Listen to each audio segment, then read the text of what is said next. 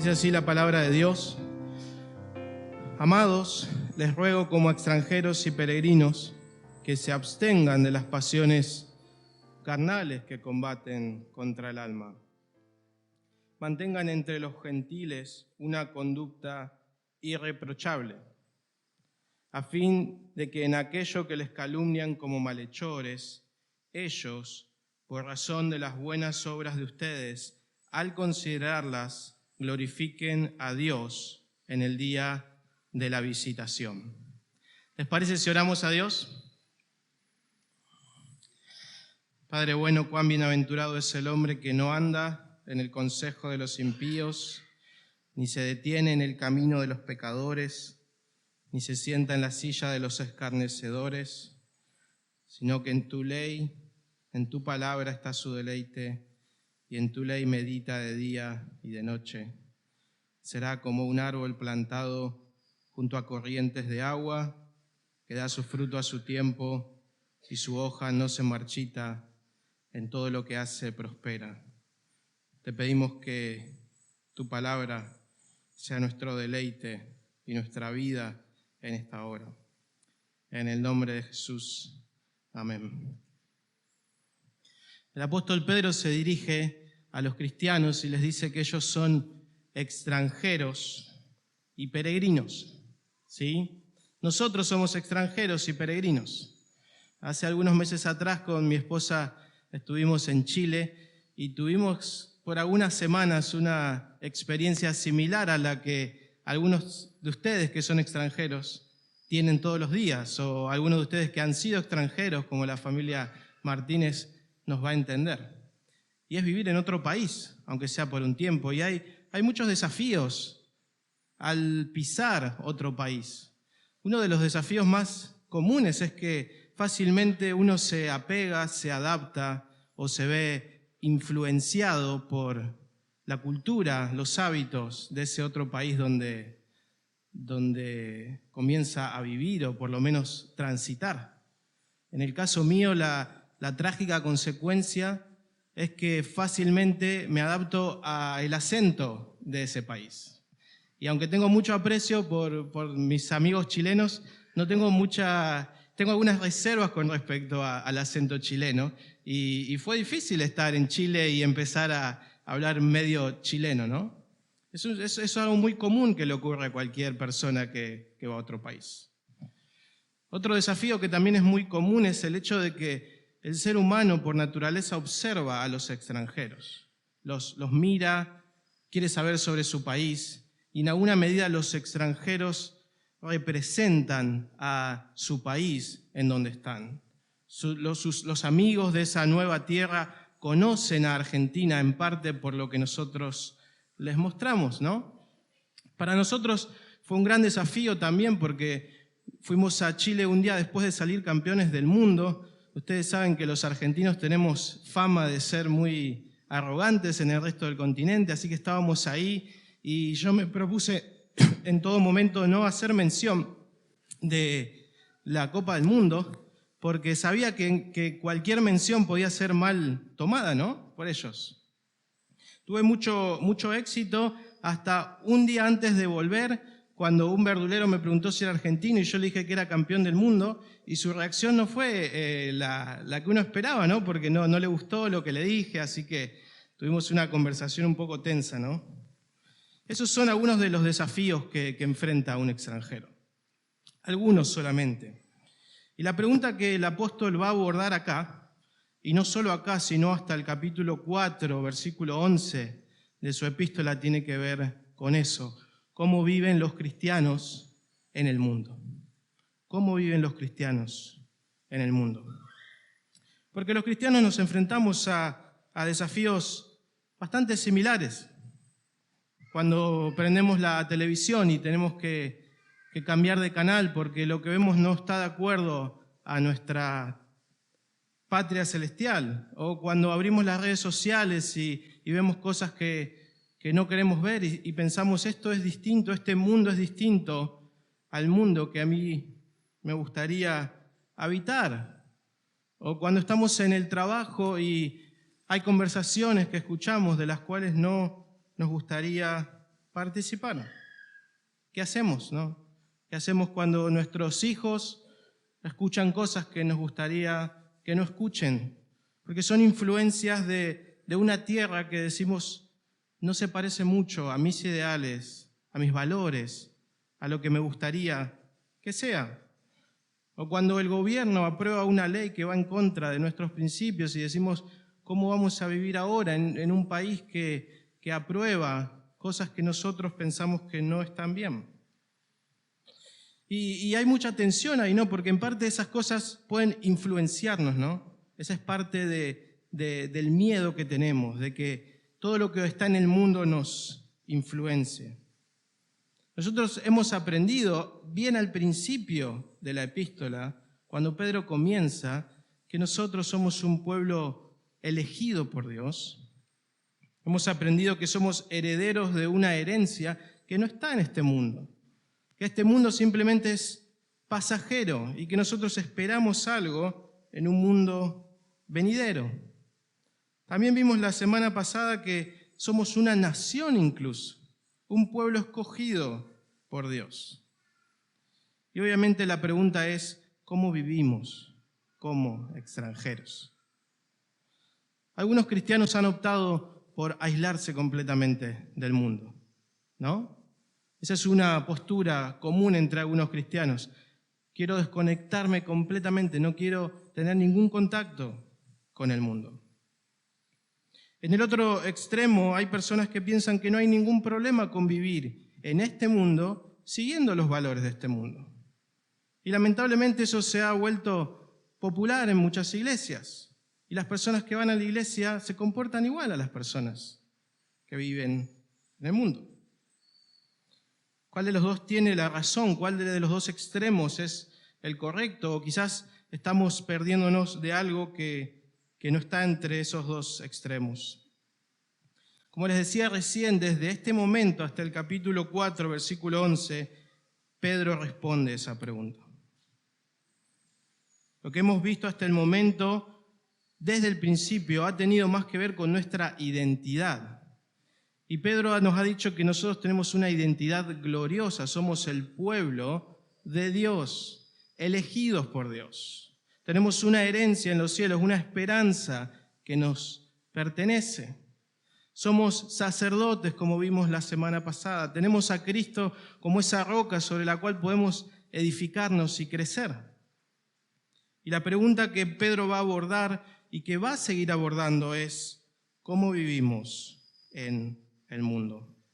Un mundo que muchas veces nos puede resultar incómodo, que muchas veces nos puede rechazar, un mundo que nos puede influenciar porque somos extranjeros y un mundo que nos observa porque somos personas que decimos que creemos en Dios. Y si observan el texto que acabamos de leer, Él les dice dos cosas a estos hermanos.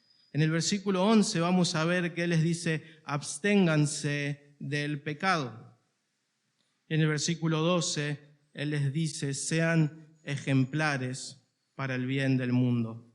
Esas son las dos invitaciones que Pedro hace a estos hermanos. Entonces, en primer lugar, Él les dice, absténganse de todo pecado. Fíjense lo que dice una vez más el versículo 12. Amados, les ruego como extranjeros y peregrinos que se abstengan de las pasiones carnales que combaten contra el alma. Él les dice, ya que ustedes son extranjeros y peregrinos, tienen que abstenerse de cualquier tipo de acción, pensamiento, valor que sea pecaminoso, que esté en este mundo al cual no pertenecemos. Y el apóstol con estas pocas palabras resume toda esa identidad que él ha expresado en todo el comienzo de la epístola, para que nosotros pensemos quiénes somos, extranjeros y peregrinos. Y él nos despierta una realidad de la cual muchas veces somos conscientes y de la cual muchas veces no somos conscientes. Es una lucha. Él dice que hay algo que combate contra nuestros corazones, contra nuestra alma. Y eso que combate son las pasiones carnales, dice el apóstol. O para ponerlo más simple, ese pecado que muchas veces somos tentados a cometer. y que cuando lo cometemos no estamos pensando muchas veces cuán destructivo es. Pero Pedro nos dice, es completamente destructivo. Combate contra el ser humano, combate contra el alma del ser humano. Y la invitación de Dios es que nos abstengamos, que nos refrenemos, que no hagamos caso a esos impulsos. Y como les decía recién, hermanos, el fundamento para no hacer caso a los impulsos del corazón es nuestra identidad. Siempre es nuestra identidad. Por eso nunca podemos perderla de vista. Somos extranjeros, dice Pedro, somos peregrinos. Hubo un momento en el que éramos parte de este mundo, éramos ciudadanos de este mundo, compartíamos los valores de este mundo. Pero él dice que eso ya ha terminado. ¿Se acuerdan cómo él comenzó su epístola diciendo que fuimos elegidos para obedecer a un rey nuevo, a Jesucristo?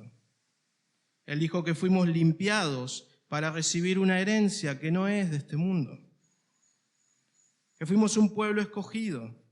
Desde el momento en que alguien es cristiano, se convierte en lo que legalmente llamamos un residente temporario. Eso es lo que dice nuestro pasaporte espiritual. Somos residentes temporarios de este mundo. O como dijo el apóstol en el versículo 1, en el capítulo 1, versículo 17, lo que atravesamos acá no es más que un peregrinaje temporario, pasajero. ¿Lo pueden ver? Ahora, el problema es que vivimos en este mundo. Y no solo que vivimos en el mundo, sino que en un momento éramos ciudadanos de este mundo. Por muchos años compartíamos los mismos valores. Y hay como una tensión ahí, porque todavía estamos acá, vamos a los mismos lugares de trabajo, participamos de las mismas reuniones familiares, y como vamos a ver en un momento, Dios no quiere que nos alejemos de todo eso. Pero hay una tensión ahí. Consumimos las mismas redes sociales, prendemos la misma televisión, estudiamos en las mismas instituciones, celebramos la misma cultura en muchos sentidos, sin embargo, somos temporarios. Residimos acá, pero solamente de manera temporal. El Señor nos está invitando a que resistamos los impulsos, a querer comportarnos como residentes permanentes, y a que pensemos que somos temporarios, que tenemos otra tierra, otra patria y otros valores. Somos como un embajador que vive en otro país porque trabaja representando a su país. Pero ustedes se imaginan, ¿no?, que el embajador de Argentina, supongamos, no sé, en España, obedezca las órdenes del presidente de España antes de obedecer las órdenes del presidente de Argentina. Hay una incongruencia. Pedro dice, no puede ser así. Nosotros tenemos nuestro Rey Jesús. No podemos regirnos por las leyes que van en contra de su Rey. No podemos responder a los intereses que van en contra del reino de Dios. Somos extranjeros, somos peregrinos.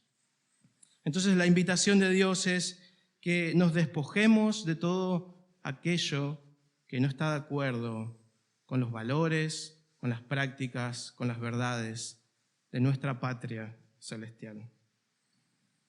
De vuelta, mis hermanos extranjeros saben qué tiene que ver esto con un extranjero, ¿no? De vuelta, cuando estábamos en Chile, tuvimos que adaptarnos a muchas cosas, ¿no? Porque ahora estábamos en otro lugar y en alguna medida respondíamos a otros valores. En mi caso, mi esposa me tuvo que corregir muchas veces porque yo cruzo la calle en cualquier lugar. Y los hermanos chilenos me miraban porque ellos cruzan la calle en la esquina, como debería ser. Entonces hay una tensión ahí entre esos hábitos. Y yo tuve que abstenerme, porque yo ahora tenía que responder de otra manera a otras regulaciones, a otros valores. El cristiano, según la palabra de Dios, tiene que abstenerse, resguardarse, reprimir esos deseos que en algún momento consideraba normal, que en algún momento eran hábitos de su vida, pero que ya no lo son. Y Él quiere que observemos, hermanos, y lo vamos a ver en todos los próximos sermones, que eso afecta a todas las áreas de la vida, la manera en la que trabajamos, la manera en la que nos comportamos en nuestro hogar, la manera en la que somos ciudadanos del mundo. Todas las áreas deben ser afectadas por la forma en la que vivimos como ciudadanos de los cielos. Y tenemos que librar un combate, dice Pedro, absteniéndonos, en la manera en la que vivimos en toda área de nuestra vida. Hermanos, esto tiene que llamarnos a crecer en una conciencia, en ser personas que están entrenadas para conocer su corazón, para saber de dónde vienen, para saber con qué cosas lucharon y cayeron durante tantos años. Personas entrenadas para entender el mundo, para entender con qué cosas luchamos hoy. Tenemos que ser personas conscientes, con sentidos espirituales despiertos, para saber en qué frentes tenemos que combatir a los deseos del mundo para influenciarnos, para que vivamos como el mundo. El apóstol hace un énfasis principal, como lo habrán visto, en las pasiones de la carne.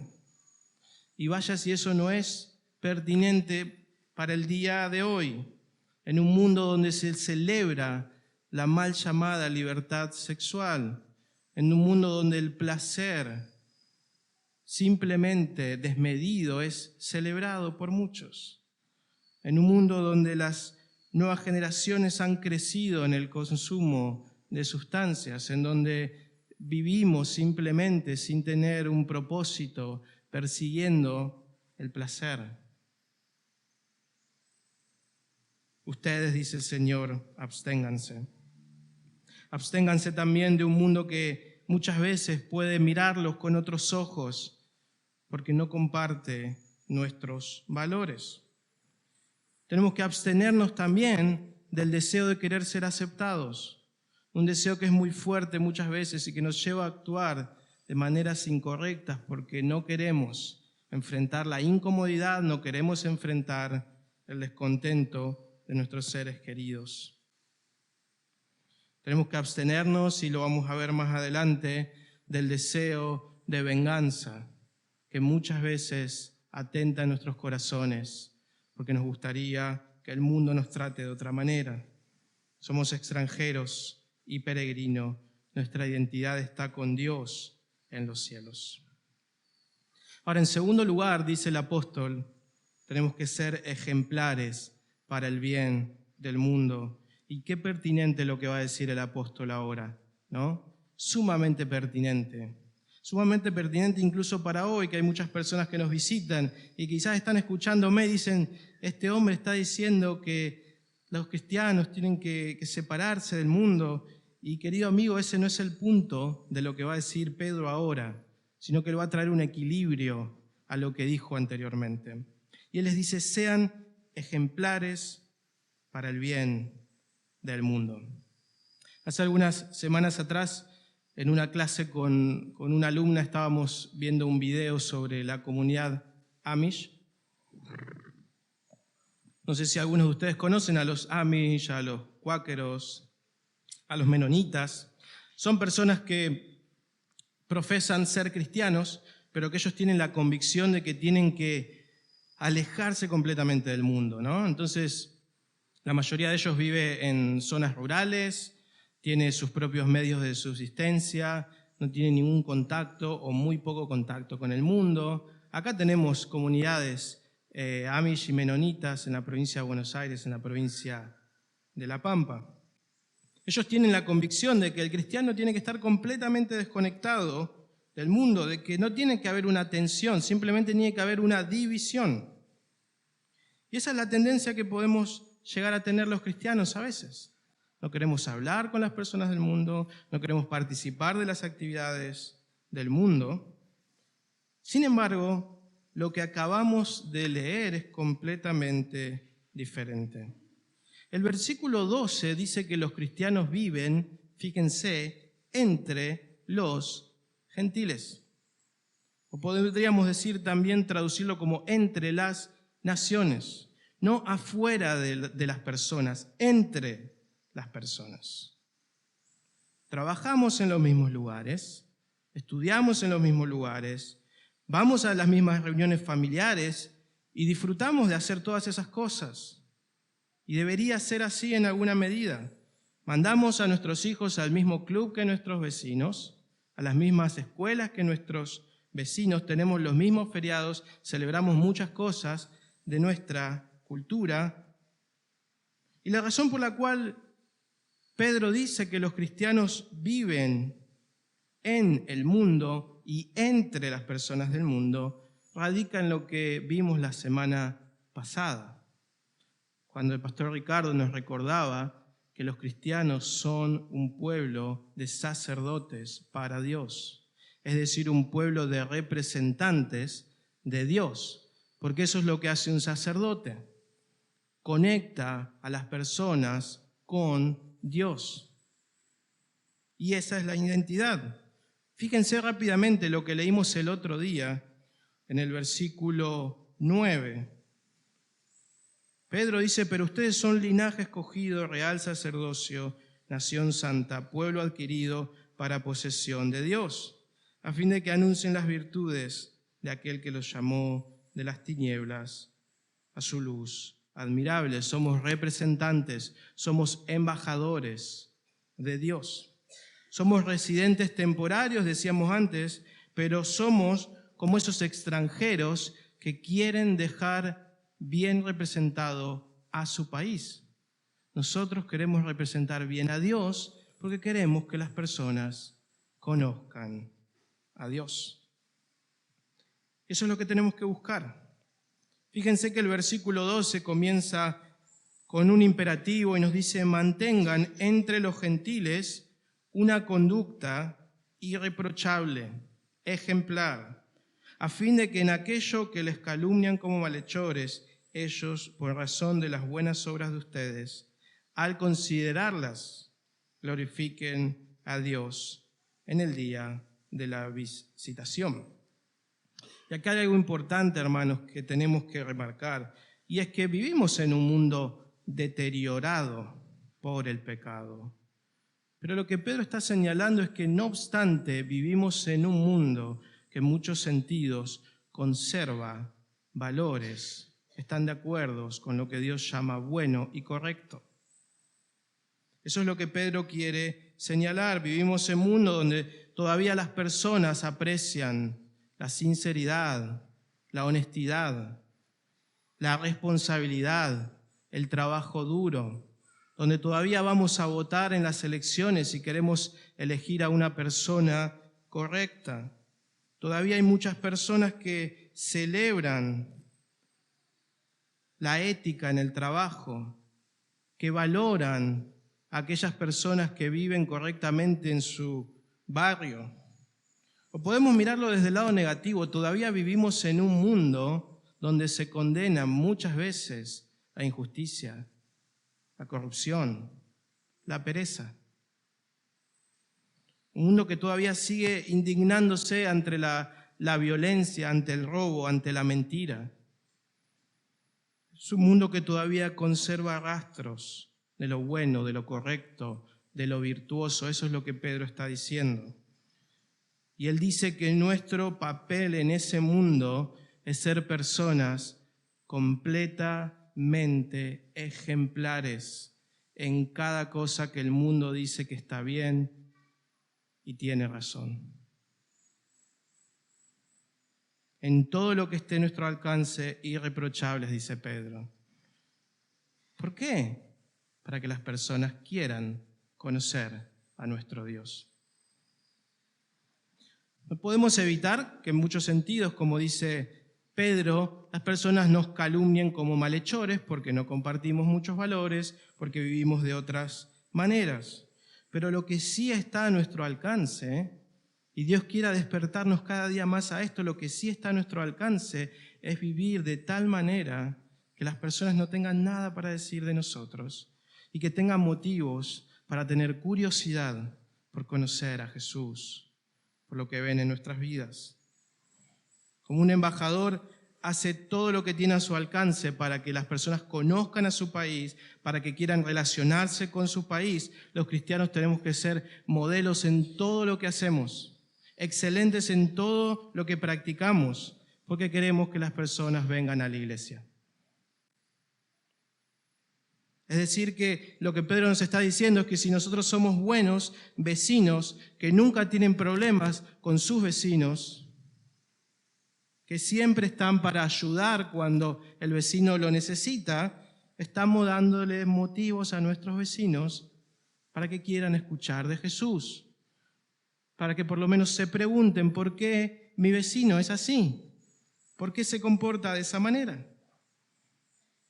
Si somos buenos padres, si somos buenos cónyuges, si tratamos con amor a nuestras familias, si cuidamos a nuestros hijos, a nuestros esposos, a nuestras esposas, estamos dándole motivos a nuestros familiares para que cuando los invitemos a una reunión de la iglesia quieran venir, quieran estar, quieran saber, por lo menos por curiosidad. Si somos buenos trabajadores, que obedecemos a nuestros superiores, que nuestros compañeros de trabajo nos conocen porque siempre ayudamos, porque siempre cumplimos con los plazos, porque somos excelentes en todo lo que hacemos en nuestro horario de trabajo, estamos dándoles motivos para que cuando les digamos yo soy cristiano, no se rían y nos tomen en serio. Y se pregunten, ¿por qué su familia funciona mejor que la mía? ¿Cómo hace él para trabajar tan bien si yo no quiero ni venir a trabajar? Esa es nuestra misión. Abstenernos de todo lo que el mundo valora que no está de acuerdo a Dios, pero en todo aquello en lo cual el mundo valora lo que está de acuerdo a los valores de Dios, ser completamente ejemplares. Esto, hermanos, tiene que ser un gran aliento para cada uno de nosotros cuando pensamos en el evangelismo, cuando pensamos en compartir nuestra fe y muchas veces decimos, ¿cómo lo hago? ¿Qué le digo? No me siento seguro, tengo temor. Pero es un gran aliento saber que nuestra vida es un testimonio vivo que puede acercar a las personas a Jesús. Y de hecho algunos de ustedes lo han vivido en carne propia y nosotros lo hemos visto, de cómo hay personas que han llegado a la fe en Jesús porque ustedes han sido ejemplares delante de ellos. Y de hecho, si estás acá en esta mañana y no sos cristiano, nuestro deseo es que un día, cuando estés delante de Dios, como dice el texto, en el día en el que Él visite el mundo, en el día final, en ese día puedas estar en paz con Dios, puedas glorificar a Dios, puedas darle gracias a Dios. Y queremos darte motivos para eso. Queremos que compartas la vida con nosotros y ser ejemplares delante tuyo. Y si no lo somos, te pedimos perdón porque queremos representar a Jesús y muchas veces no lo hacemos bien. Queremos ser ejemplares, no porque queremos que nos estimen, no porque queremos que hablen bien de nosotros, sino porque queremos que eso te haga pensar en Jesús, pensar en qué pasa con este cristiano que puede vivir tal vida. Bueno, la respuesta es Jesús, que Él vino a transformarnos, que Él vino a darnos vida, que Él vino a cambiarnos desde adentro hacia afuera, que Él vino a perdonar nuestros pecados. Y a nosotros el texto nos alienta a perseguir la excelencia en todo lo que hacemos. Hermanos amados, el pueblo cristiano se ha acostumbrado durante muchos años a la mediocridad y tenemos que avanzar, tenemos que crecer, tenemos que ser conocidos como personas ejemplares en todo lo que hacemos.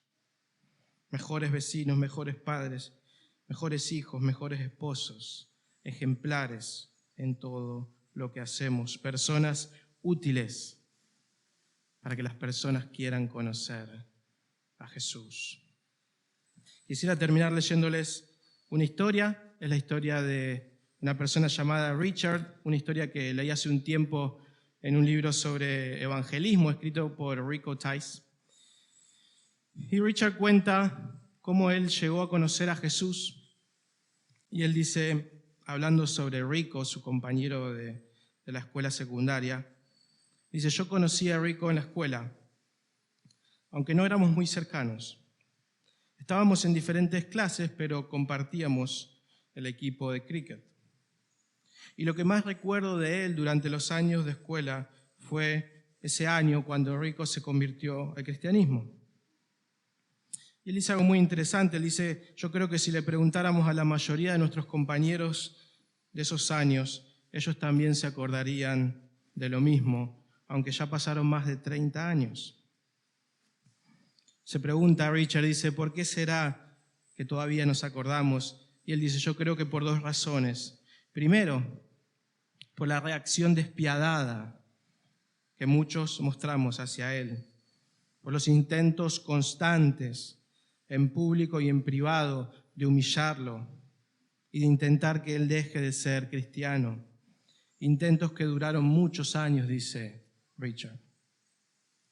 Ahora, en segundo lugar, y esto es lo que más me edificó y espero que los edifique a ustedes, él dice, en segundo lugar, lo que más quedó grabado en mi mente fue cómo Rico se comportó durante todos esos años, tan difíciles para él. Estoy seguro que la opción más fácil habría sido simplemente retroceder o quizás simplemente quedarse callado, pero él nunca lo hizo. Y después continúa hablando un poco sobre su historia y él dice, aunque en ese momento yo no me daba cuenta, lo que estaba viendo en Rico, su fe firme en Jesús, fue la primera semilla que Dios sembró en mi vida. Yo me preguntaba por mis adentros y escuchen esta pregunta, ¿no? Él dice, ¿quién es aquel que le da a Rico la fuerza para continuar? Qué bueno que nuestras familias, nuestros vecinos se pregunten lo mismo, ¿quién es? ¿Quién es? Él dice, ese fue el primer paso en mi camino, en mi peregrinaje, de muchos años, que mucho tiempo después me llevó a Jesús. Cuando finalmente acepté a Jesús en mi vida, una de las primeras cosas que tuve la necesidad de hacer fue escribirle, a pesar de no haberlo visto por más de 10 años, para hacerle saber cómo su vida, su conducta, me ayudaron a conocer a Jesús. Y Dios quiera que eso sea así con nosotros. Amén. Oremos. Gracias, Señor, por Jesús. Gracias por su vida, por su muerte, por la esperanza que Él ofrece. Más allá de la muerte, por la herencia que no se marchita, que está reservada en los cielos para todos los que creen en Jesús. Te pedimos que nos ayudes, Señor, en nuestro peregrinaje, a saber transitarlo con buen corazón, a saber vivir en este mundo, a saber incluso disfrutar de la belleza y la virtud y la bondad que todavía hay en este mundo. Ayúdanos a no contaminarnos, a cuidarnos, a ser diligentes en tener una lealtad firme a Jesús, pero ayúdanos a hacer luz, ayúdanos a hacer sal, ayúdanos verdaderamente a ser un puente que conecta a las personas con Jesús. Te lo pedimos en su nombre.